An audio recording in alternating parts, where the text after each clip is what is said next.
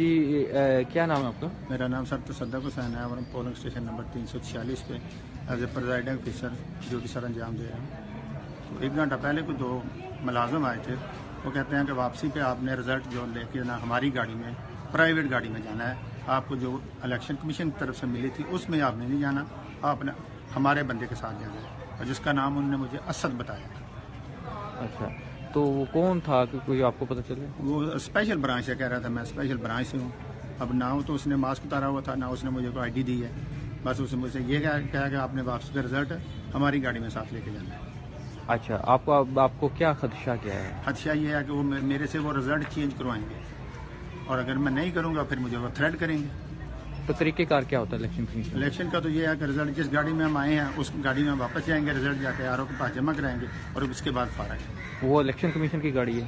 ہاں, وہ election commission ہمیں دی ہوئی ہے. اس کے ذریعے آپ نے جانا ہے؟ اس کے ذریعے ہم نے سارا سامان اور اپنے عملے کو ساتھ لے کے واپس آر او دفتر جانا. اچھا, آپ نے آر او کو آگاہ کیا ہے؟ میں نے آر او کو بتا دیا ہے الیکشن کمیشن کو یہ مسئلہ ہے. وہ کہتے ہیں کوئی مسئلہ ہم کر لیتے ہیں, آپ کے ساتھ رابطہ کر لیں گے. اچھا.